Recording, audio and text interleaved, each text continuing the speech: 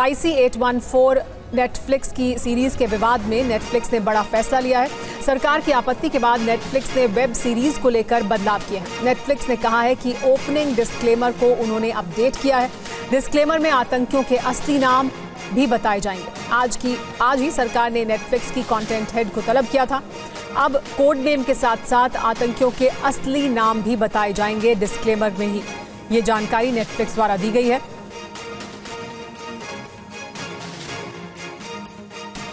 मेरे पास नेटफ्लिक्स का ऑफिशियल स्टेटमेंट आया है, तो please note this is the only official statement on this matter. There are a lot of reports online and I request our esteemed members of the press to please refer to this particular statement. And I'm reading it as per quote from Monica Shergill, Vice President Content, Netflix India. Please pay attention. For the benefit of audiences unfamiliar with the 1999 hijacking of Indian Airlines Flight 814, the opening disclaimer has been updated to include the real and code names of the hijackers. The code names in the series reflect those used during the actual event. India has a rich culture of storytelling, and we are committed to showcasing these stories and their authentic representation. और इस पूरे मामले पर और ज्यादा जानकारी के लिए हमारे साथ जुड़ गए हैं TV9 भागवत संवाददाता राजीव सिंह। राजीव, विवाद हुआ, उसके बाद जब मंत्रालय ने तलब किया था कंटेंट हेड को, उसके बाद ये बड़ा बदलाव किया गया है। क्या कुछ कहा गया है वो हम सुन रहे थे अभी, यानी अब डिस्क्लेमर में जो असली नाम थे वो भी बताए जाएंगे?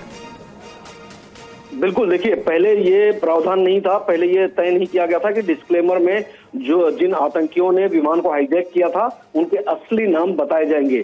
लेकिन चूंकि कंटेंट हेड जो थी उन्हें सूचना प्रसारण मंत्रालय ने तलब किया था, वहां पर उनसे पूरी जानकारी ली और उन्हें दिशा निर्देश दिए कि इस तरह की जो रियलिस्टिक फिल्में होती है जब उन्हें बताया जाता है तो सारी चीजें सच्चाई के तौर पर ही रखनी चाहिए। इस तरह से गलत मैसेज जाएगा पर्टिकुलर एक कम्युनिटी के खिलाफ, और इसी के लिए सोशल मीडिया पर लगातार ये चीजें ट्रेंड हो रही थी। फिल्म को लेकर विरोध चल रहा था और उसके बाद में ये बात तय की गई कि जो डिस्क्लेमर चलाया जाएगा उसमें जो आतंकी थे जिन्होंने इस विमान को हाईजैक किया था उनके असली नाम बताए जाएंगे, ताकि फिल्म देखने वाले को शुरुआत में ही ये जानकारी मिल जाए कि आतंकियों के असली नाम क्या थे। ये अलग बात है कि जो उस घटना के दरमियान आतंकी एक दूसरे की पहचान छुपाने के लिए कोई निक नेम, कोई पेट नेम आपस में इस्तेमाल कर रहे थे, और अब नेटफ्लिक्स ने ये बयान देकर अब इस बात को साफ तौर पर स्पष्ट कर दिया है कि डिस्क्लेमर चलाया जाएगा।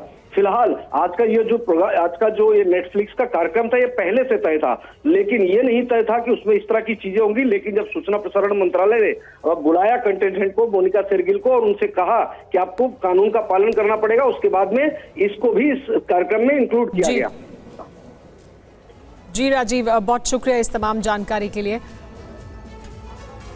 और इसी पूरे विवाद को लेकर अभी तक क्या जानकारी सामने आई है, किस तरह से इस पर पूरा विवाद खड़ा हुआ, उसी से जुड़ी हुई एक रिपोर्ट देखिए। वेब सीरीज IC-814 विवाद पर आज सूचना प्रसारण मंत्रालय में बड़ी बैठक हुई। इस मीटिंग में Netflix content head Manika Shergill समेत 2 वरिष्ठ अधिकारी शामिल हुए। करीब 1 घंटे तक चली इस बैठक में IC-814 वेब सीरीज में बदलाव के निर्देश दिए गए। नेटफ्लिक्स भी विवादित कंटेंट में बदलाव करने के लिए तैयार है। सूत्रों के मुताबिक IB मिनिस्ट्री की तरफ से कहा गया कि किसी को भी लोगों की भावनाओं से खेलने का अधिकार नहीं है। देश की सभ्यता और संस्कृति का सम्मान जरूरी है। नेटफ्लिक्स ने सरकार के सामने अपना पक्ष तथ्यों के साथ रखा। दिल्ली हाईकोर्ट में भी IC-814 पर याचिका दायर की गई है। दरअसल फिल्म मेकर अनुभव सिन्हा की इस वेब सीरीज में आतंकियों के नाम को लेकर सोशल मीडिया पर बहस छिड़ी हुई है। कुछ लोगों का आरोप है कि इस सीरीज में जानबूझकर आतंकियों के हिंदू नाम रखे गए। विमान का अपहरण करने वाले आतंकियों को भोला और शंकर के तौर पर दिखाया गया है। हालांकि वेब सीरीज में आतंकियों के भोला और शंकर नाम रखने वाले तथ्य सही पाए गए हैं। आतंकियों ने अपनी पहचान छिपाने के लिए हिंदू नामों का इस्तेमाल किया था। 5 आतंकवादियों ने 1999 में विमान हाईजैक किया था। इसी घटना पर यह वेब सीरीज बनाई गई है। अहम खबर, कोलकाता से संदीप घोष को 8 दिन की CBI हिरासत में भेज दिया गया है। इसके अलावा 3 अन्य आरोपी भी CBI की कस्टडी में भेजे गए। CBI की विशेष अदालत ने इन सभी को हिरासत में भेजा। 10 सितंबर को होगी चारों आरोपियों की पेशी।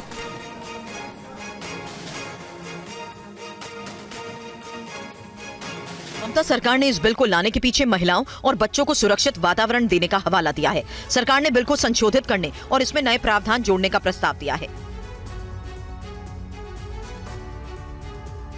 बिल का नाम अपराजिता महिला और बाल विधेयक 2024 रखा गया है, जिसमें रेप, गैंगरेप और हत्या में अधिकतम सजा मौत, एसिड अटैक में सजा आजीवन कारावास। चार्जशीट के बाद 36 दिनों में अभियोजन पूरा किया जाएगा। पीड़ित की पहचान उजागर की तो कड़ी कार्रवाई होगी। हर जिले में अपराजिता टास्क फोर्स और टास्क फोर्स का काम होगा रेप, एसिड अटैक या छेड़छाड़ के मामलों में कार्रवाई करना। जांच में तेजी लाने और पीड़ितों को जल्द न्याय सुनिश्चित करने के लिए अपराजिता टास्क फोर्स का गठन किया जाएगा, जिसका नेतृत्व पुलिस उपाधीक्षक करेंगे। पश्चिम बंगाल कैबिनेट ने 28 अगस्त को एक नया विधेयक पेश करने के प्रस्ताव को मंजूरी दी थी। ममता बनर्जी ने तृणमूल छात्र परिषद स्थापना दिवस के मौके पर ऐलान किया था कि वो विशेष सत्र के जरिए बिल लाएंगी, जिसमें रेप के आरोपी के लिए सजाए मौत का प्रावधान रखा जाएगा। इधर कोलकाता में जूनियर डॉक्टर्स की हड़ताल जारी है। डॉक्टर कोलकाता के पुलिस कमिश्नर के इस्तीफे की मांग पर अड़े हुए हैं। आरोप है कि पुलिस ने इस केस में गंभीरता से काम नहीं किया है। कोलकाता रेपकांड के खिलाफ पश्चिम बंगाल में कोहराम जारी है। पिछले 23 दिनों से डॉक्टर सड़क पर हैं। तस्वीरें लाल बाजार की देखिए। डॉक्टर धरने पर बैठे हैं। डॉक्टर्स का कहना है कि पूरे मामले की सीबीआई जांच कर रही है, लेकिन इसमें शामिल दूसरे आरोपी अभी भी पकड़ से दूर है। डॉक्टर्स ने पश्चिम बंगाल पुलिस की कार्यप्रणाली पर सवाल उठाए। जो कोलकाता पुलिस है उसका जो पर्टिकुलर रोल है वो हम लोग को बहुत सस्पिशियस लग रहा है। इनिशियली 4 to 5 डेज में जो इनके बीच में हम लोग सोच रहे हैं कि संदीप घोष हो सकता है, उसको कोई भी जेरा वगैरह नहीं किया। हालांकि सीबीआई आने के बाद संदीप घोष में ये सब आया है। तो वो इनिशियली 3 to 4 डेज में जो राज्य सरकार पुलिस और कोलकाता पुलिस का जो नाकामी है वो हम लोग उसके लिए यहाँ पे आए हैं। डॉक्टर्स ने पुलिस पर सबूत मिटाने के आरोप लगाए और यही वजह है कि वो कोलकाता पुलिस कमिश्नर विनीत गोयल के इस्तीफे की मांग पर अड़े हैं। डॉक्टर्स ने बताया कि इंसाफ की मांग के लिए आम आदमी भी उनके साथ है। एक ट्रूथ के लिए फाइट कर रहा है। एक ऑन ड्यूटी डॉक्टर, उसके ऊपर रेप हुआ है, मर्डर हुआ है उसके वर्किंग प्लेस में, इससे हेनस क्राइम और नहीं हो सकता। कोलकाता में जूनियर डॉक्टर्स लगातार धरना प्रदर्शन कर रहे हैं और अपनी मांगों पर अड़े हुए हैं।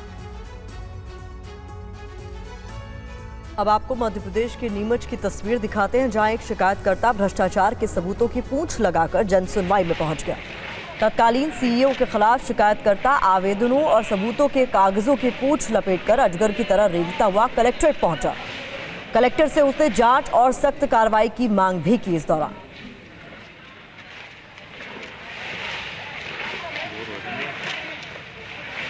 भ्रष्टाचार को लेकर शिकायतकर्ता मुकेश प्रजापति क्या कुछ कह रहे हैं, ये भी सुनिए। भ्रष्टाचार के फुल भ्रष्टाचार है नीमच जिले के अंदर, और सबसे ज्यादा है काकरिया तलाई पंचायत में जो थाना रतनगढ़ में आती है। इसमें सबसे ज्यादा भ्रष्टाचार हुआ है। करोड़ों रुपए की जमीन पूर्व सरपंच पुष्पाबाई व उसके पति मेघवाल ने 9 बीघा जमीन बना ली है, और 1 बीघे का प्योर अतिक्रमण है बेगू धामनचा रोड पर काकरिया तलाई में, जिसपे करोड़ों रुपए के वो प्लॉट बेच रहा है जो प्योर अतिक्रमण है। लेकिन प्रशासन को उसका हफ्ता आता है, इसलिए प्रशासन उसकी जांच नहीं कर रहा है। सारी की सारी कड़ियां लगी हुई है। मैं कह रहा हूँ सारी कड़ी भ्रष्टाचार में लिप्त है। तो भ्रष्टाचार से परेशान एक आम आदमी को आप देख रहे हैं, जो कि नीमच से तस्वीरें सामने आई हैं। ये शिकायतकर्ता मुकेश प्रजापति बता रहे हैं कि कितना भ्रष्टाचार यहाँ हुआ है, और ऐसे में भ्रष्टाचार के सबूतों की पूंछ लगाकर जन सुनवाई में ये पहुंच गए। ये तस्वीरें जिसने भी देखी वो हैरान रह गया। तत्कालीन सीईओ के खिलाफ दरअसल शिकायतकर्ता आवेदनों और सबूतों के कागजों की पूंछ लपेटकर इस तरीके से कलेक्ट्रेट पहुंचा। इस दौरान जिस किसी ने मुकेश प्रजापति को देखा वो हैरान रह गया। कलेक्टर से उसने जांच और सख्त कार्रवाई की मांग भी इस दौरान की।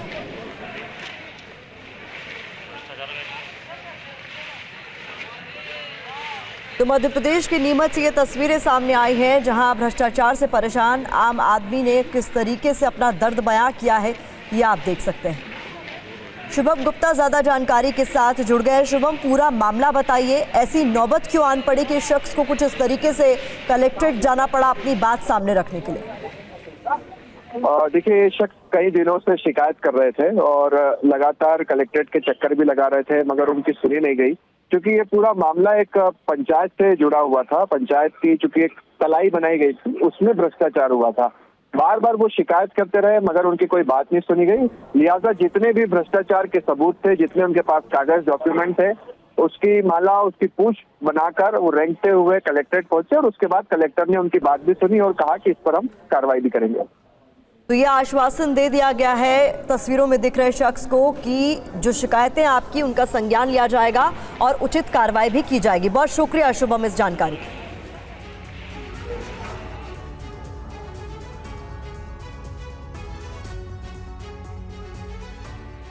तो देखिए ये तस्वीर सामने आई नीमच से, जो अपने आप में इस शख्स की आप बीती को बताता है और सिस्टम किस तरह से व्यक्ति को लाचार कर देता है वो बयां करता है कि अपनी समस्याओं को लेकर इस तरह से पहुंचा ये व्यक्ति मध्य प्रदेश के नीमच में भ्रष्टाचार के सबूतों की पूछ बनाकर, क्योंकि उन तमाम सबूतों को लेकर कोई सुनवाई नहीं हो रही थी, तो इस तरह से पहुंचा ये व्यक्ति रेंगता हुआ भ्रष्टाचार के सबूतों को लेकर।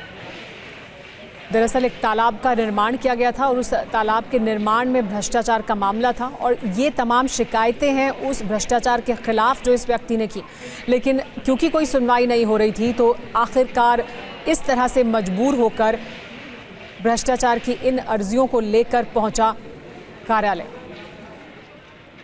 नीमच की ये तस्वीर बयां करती है कि कैसे सिस्टम में लगातार हो रहे भ्रष्टाचार से परेशान व्यक्ति किस हद तक जाने को तैयार है, अपनी बात को सुनवाई हो इसके लिए। कलेक्टर से जांच और सख्त कार्रवाई की मांग की गई थी। इस पर हमारे साथ जीतू पटवारी जुड़ गए हैं, मध्य प्रदेश कांग्रेस के अध्यक्ष। जीतू पटवारी जी, हम तस्वीरें दिखा रहे हैं और ये अपने आप में किस तरह से लाचार है एक आम आदमी, शिकायतों की एक पूरी लिस्ट लेकर वो रेंगता हुआ पहुंचा है ताकि कार्रवाई की जा सके, क्योंकि इन तमाम शिकायतों पर कोई सुनवाई नहीं हुई। ऐसा है कि मध्य प्रदेश की ये रेंगती हुई सरकार है। करप्शन को जिस तरीके से माफियाओं ने कब्जे में ले लिया है, तो ये मोहन यादव की सरकार ही नहीं है, ये सरकार ने बीजेपी की है। ये सरकार है माफियाओं की।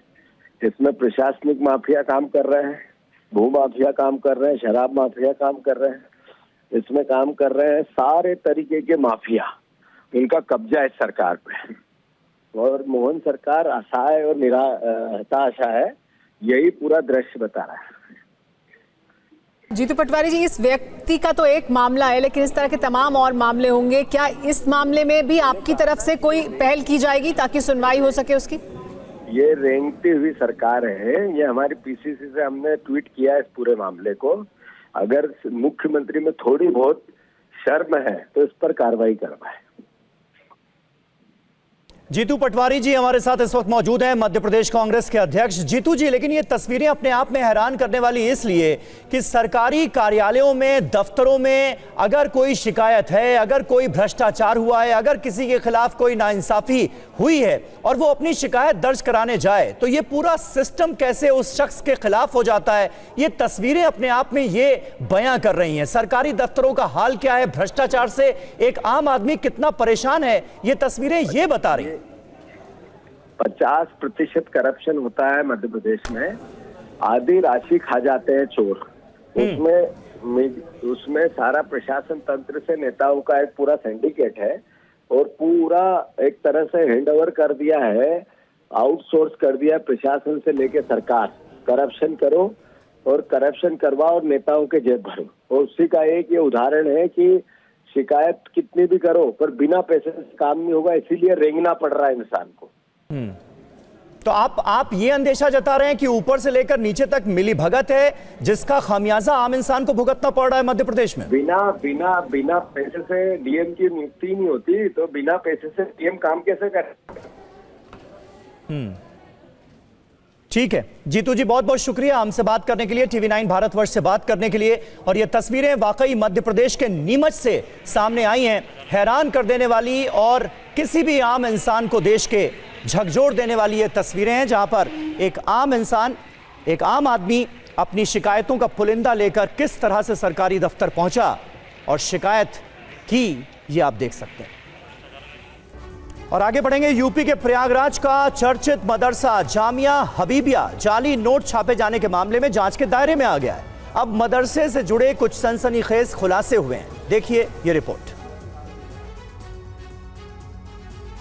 मदरसे में छापेमारी के दौरान आपत्तिजनक साहित्य भी बरामद हुआ है। इसमें संघ को निशाना बनाने वाली किताबें मिली हैं। छापे के दौरान मदरसे से आरोपी मौलवी मोहम्मद तफसीरुल के कमरे से मिली संदिग्ध किताबें।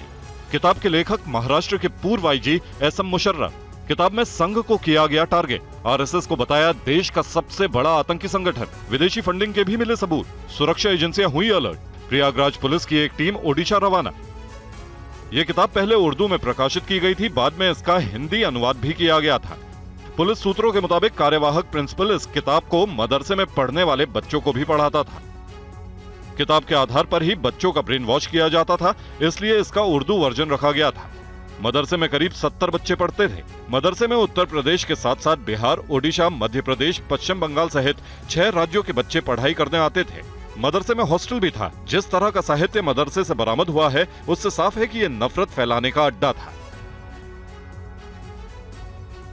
और अगली खबर फरीदाबाद से है, जहां गोरक्षकों ने 12वीं के छात्र आर्यन को गो तस्कर होने के शक में मार डाला। पुलिस ने हत्या में शामिल 5 आरोपियों को गिरफ्तार किया है। हरियाणा के फरीदाबाद में एक छात्र गौरक्षक दल का शिकार हो गया। गौरक्षकों ने 12वीं के छात्र आर्यन को गौ तस्कर समझा।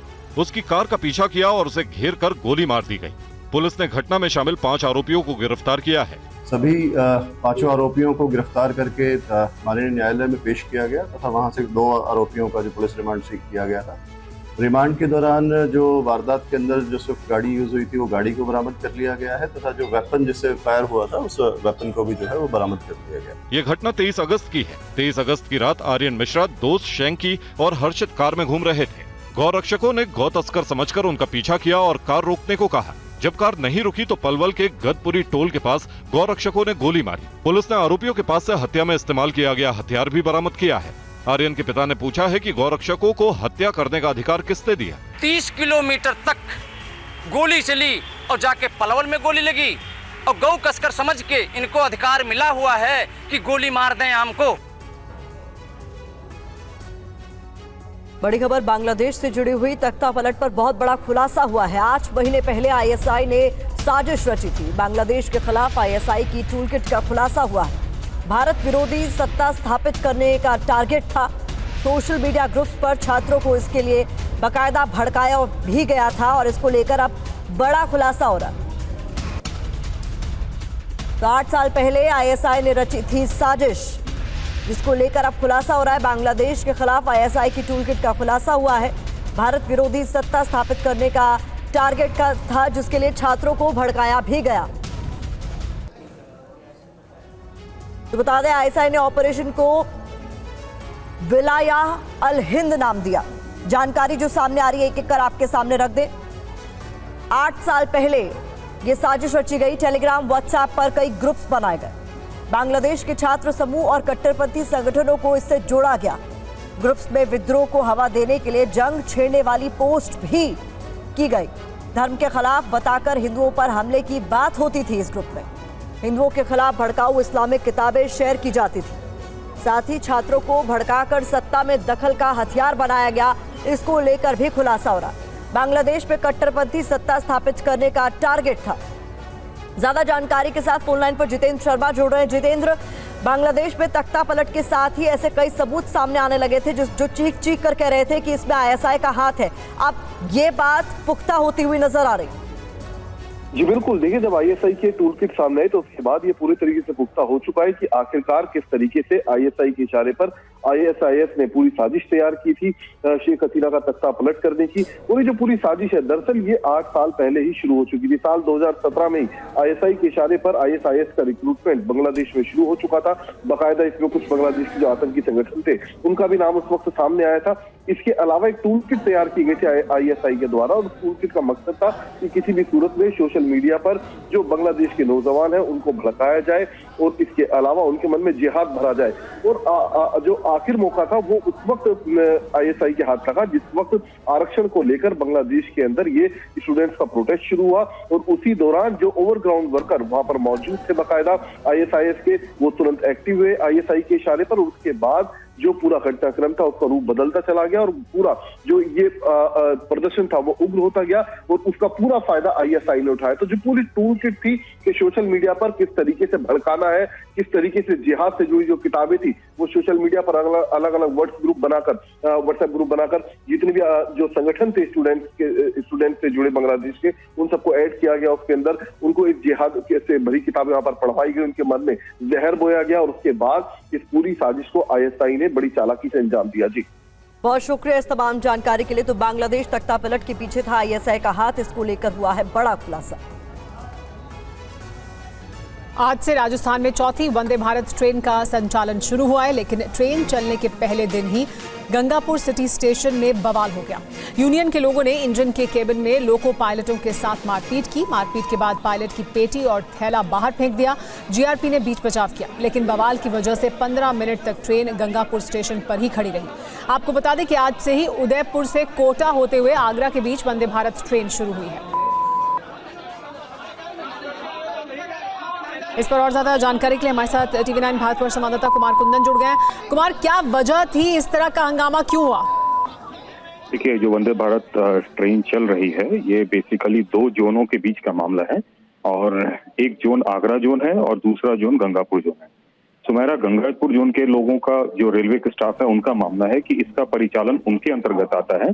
ऐसे में लोको पायलट से लेकर तमाम लोग जो है उनका परिचालन उस तरीके से करेंगे। दूसरी तरफ आगरा जोन के लोगों का मानना है, यूनियन का मानना है कि ये हमारे यहाँ का मामला है, इसलिए हमारे यहाँ के माध्यम से इस ट्रेन का परिचालन होगा। जब ट्रेन अप और डाउन में गई तो दोनों तरफ बवाल हुआ। जब एक पायलट दूसरे क्षेत्र में गए तो वहां पे उनको मारपिटाई की गई और जब उसी दूसरे क्षेत्र के पायलट इधर आए तो वहां पे लोको पायलट उनके साथ मारपिटाई हुई। तो ये जो वीडियो आया है उसी मारपिटाई का वीडियो है। हालांकि इस पूरे मामले पर रेलवे अभी तक खामोश है। आरपीएफ ने कोई मामला दर्ज नहीं किया है, लेकिन अपने आप में ये बहुत ही अजीबोगरीब स्थिति बन गई है कि पायलट तो 2 यूनियन के बीच जो जोनों के बीच जो है ये मामला फंसा हुआ है। जी हाँ, और इस पर रेल मंत्रालय की तरफ से अभी तक कुछ नहीं कहा गया। ये भी अपने आप में हैरान करने वाली बात है। लेकिन ये पूरा विवाद 2 जोन में कौन परिचालन करेगा ट्रेन का, इसको लेकर विवाद हुआ है, जिसकी तस्वीरें आप इस वक्त देख रहे हैं। बहुत शुक्रिया कुमार कुंदन तमाम जानकारी के लिए।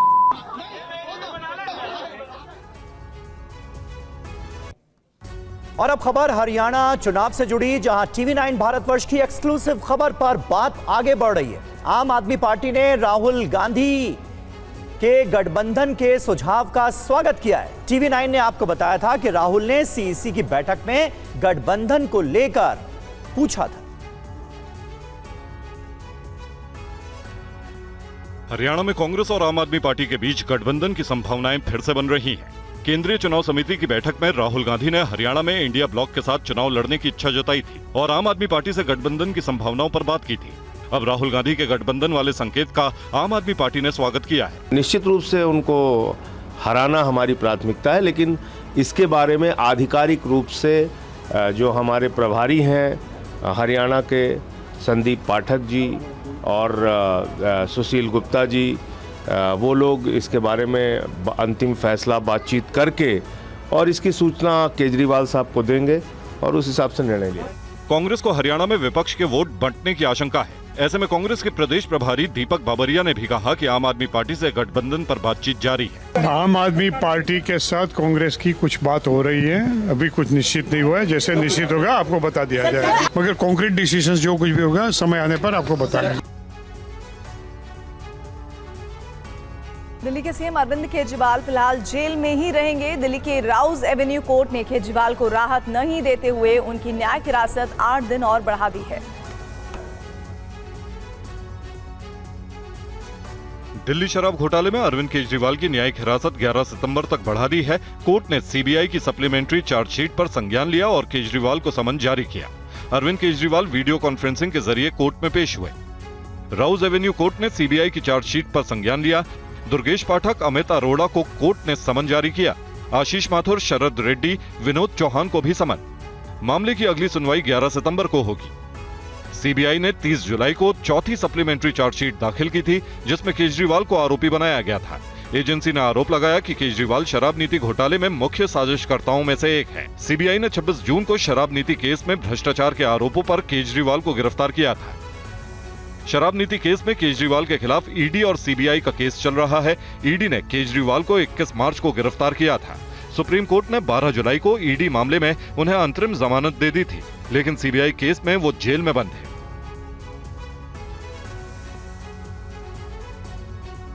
झारखंड के सीएम हेमंत सोरेन ने आज दिल्ली में कांग्रेस नेता राहुल गांधी से मुलाकात की और आगामी विधानसभा चुनाव पर चर्चा की। हेमंत सोरेन के साथ इस दौरान उनकी पत्नी भी मौजूद रही।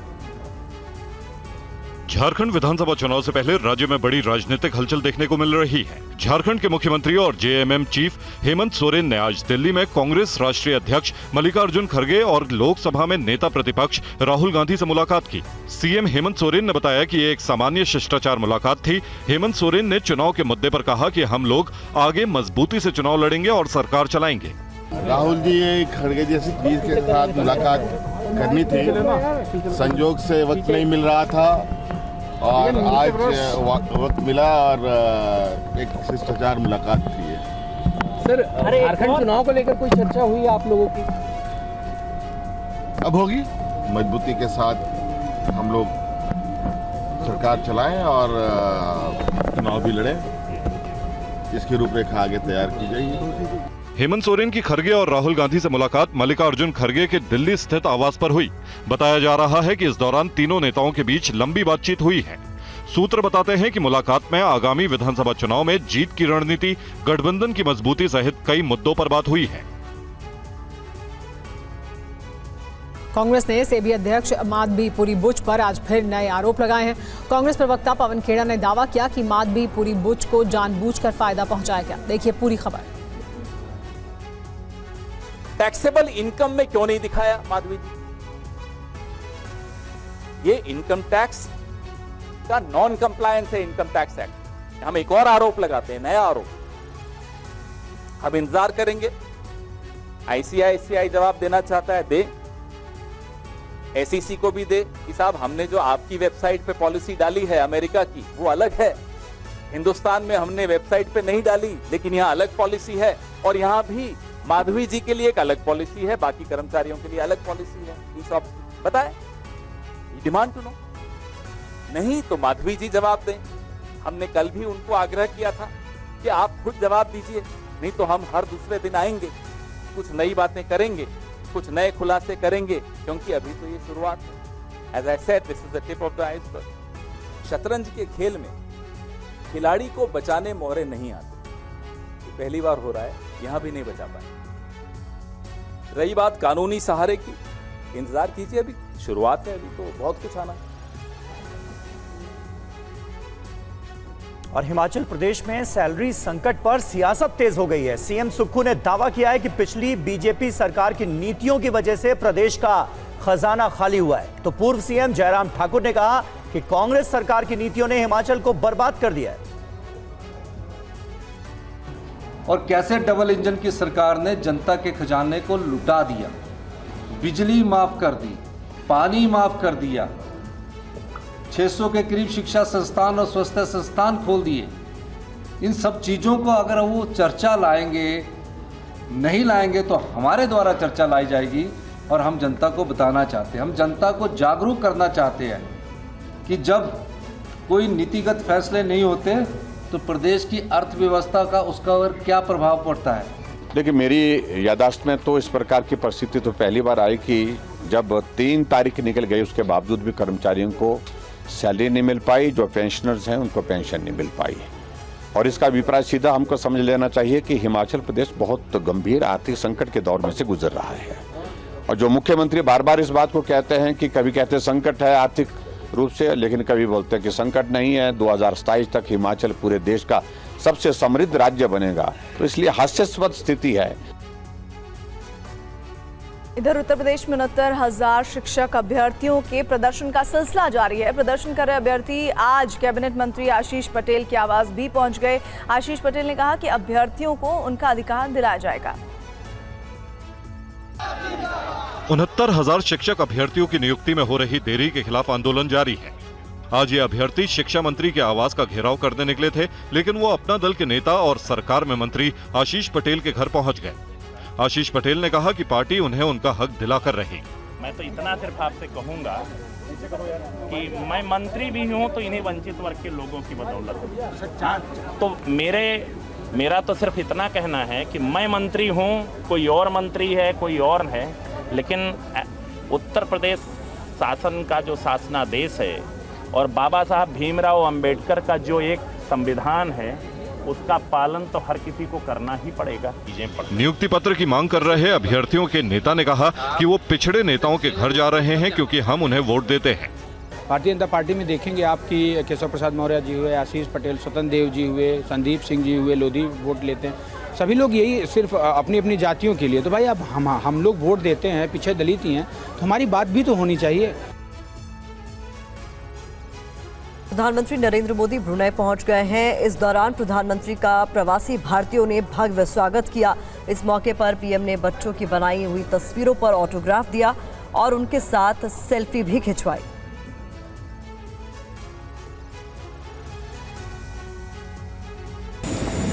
पीएम मोदी कुछ देर पहले ब्रुनेई के शहर दारुसलम पहुंचे। यहां उनका भव्य स्वागत किया गया। पीएम मोदी को गार्ड ऑफ ऑनर दिया गया। पीएम मोदी का यह दौरा ऐसे वक्त पर हुआ है जब भारत और ब्रुनेई अपने कूटनीतिक संबंधों का 40 साल पूरा होने का जश्न मना रहा है। इन तस्वीरों में देखिए दारुसलम में किस तरह से लोग पीएम मोदी के स्वागत के लिए आतुर दिखाई दे रहे थे। ब्रुनेई में भारतीय समुदाय के लोगों की संख्या करीब 14,000 है, जिसमें डॉक्टर्स और शिक्षकों की अच्छी खासी तादाद है। पीएम के इस दौरे के दौरान दोनों देशों के बीच कई समझौते होने की संभावना है। ब्रुनेई आसियान और इंडो पैसिफिक में भारत का अहम पार्टनर है। पीएम मोदी का ब्रुनेई दौरा दोनों देशों के बीच रक्षा सहयोग के हिसाब से अहम है। दोनों देशों की नेवी और कोस्ट गार्ड नियमित संयुक्त अभ्यास करते हैं। पीएम मोदी के दौरे से ऊर्जा संबंधों और अंतरिक्ष क्षेत्र में भी सहयोग बढ़ने की संभावना है। ब्रुनेई का भारत के अंतरिक्ष प्रोग्राम में भी खास रोल है। यहाँ भारत का एक अंतरिक्ष निगरानी केंद्र है, जहाँ से भारतीय उपग्रहों और उसकी लॉन्चिंग पर निगरानी रखी जाती है। ब्रुनेई से पीएम मोदी कल सिंगापुर दौरे पर रवाना हो जाएंगे। पंजाब के फिरोजपुर में सनसनीखेज वारदात हुई है। अंधाधुंध फायरिंग में 3 लोगों की मौत हो गई। फायरिंग में एक लड़की की भी मौत हुई है। ये तस्वीरें देखिए आप, अंधाधुंध फायरिंग हुई है जिसमें 3 लोगों की मौत हो गई। इसमें एक लड़की की भी मौत हुई है। ये पूरी घटना हुई है पंजाब के फिरोजपुर में। देखिए ये गाड़ी, इस पर फायरिंग की गई, 3 लोगों की मौत हुई है इसमें।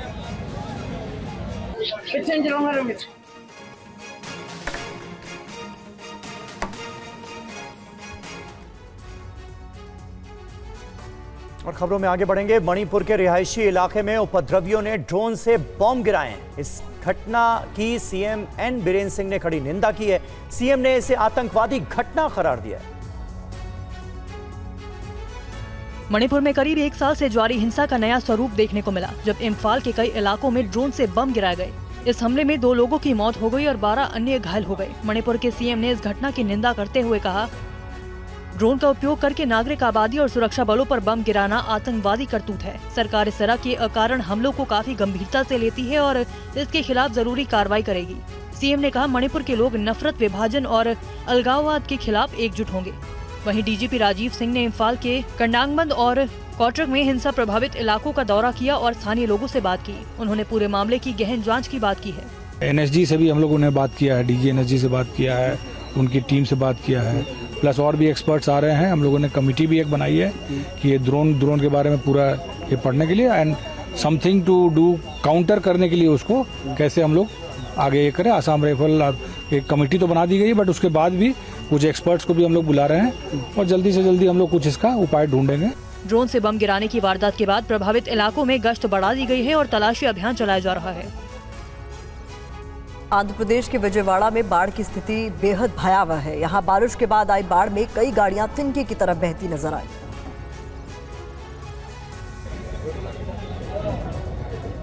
ये गाड़ियां पानी में बहकर यहाँ तक पहुँची हैं। एक साथ कई गाड़ियां पानी में नजर आ रही हैं। एक कार को तो कुछ लोग पानी के बीच कुछ इस तरह से जुगाड़ से खींचते नजर आए। वहीं अभी भी कई कारें पानी में फंसी हैं। कारों को निकालने के लिए ट्रैक्टर भी बुलाया गया, लेकिन पानी ज्यादा होने की वजह से कामयाबी नहीं मिली।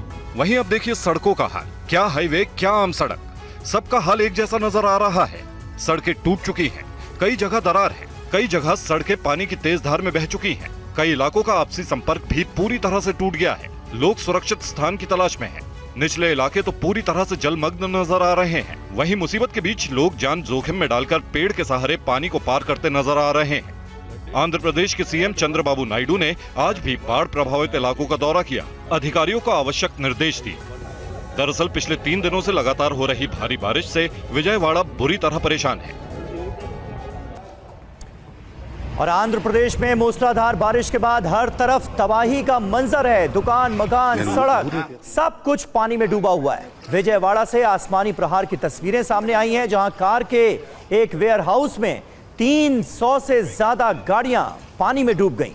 तस्वीरें आपके सामने हैं आंध्र प्रदेश के वेयरहाउस की, जहां 300 से ज्यादा गाड़ियां पानी में डूब चुकी हैं।